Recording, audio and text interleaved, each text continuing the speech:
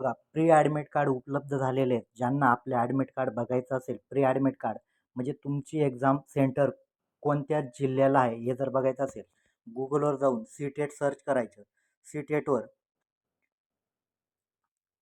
Click केल्यानंतर तुम्हाला views date city हे ऑप्शन दिसेल. याच्यावर तुम्ही क्लिक करू शकता.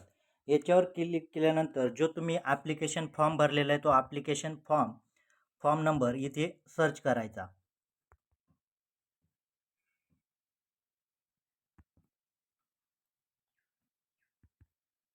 त्याच्यानंतर जी तुमची जन्मतारीख आहे, जन्मतारीख सर्च केल्यानंतर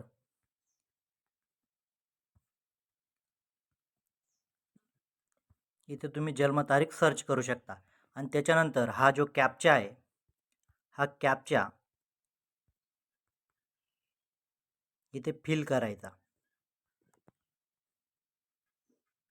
बघा, आता याच्यानंतर तुम्ही एक्झाम सिटी जिथे आहे तुम्ही बघू शकता. आता माझं एक्झाम सेंटर हे नाशिकला आहे, बरोबर आहे का नाही? नाशिकला आहे आणि परीक्षा केव्हा आहे माझी? 14 तारखेला आहे. पण एखाद्या वेळेस काहींची परीक्षा 15ला जाऊ शकते. त्याच्यामुळे माझी परीक्षा ही नाशिकला आहे. फक्त तुम्हाला कुठे परीक्षा एवढं माहीत पडेल आणि जे ॲडमिट कार्ड येईल तुमचं 12 तारखेला त्यावर कोणत्या कॉलेजला आहे हे तुम्हाला माहीत पडेल. एवढं हा व्हिडिओ प्रत्येकाने बघा आणि डाउनलोड प्रत्येकाने करा.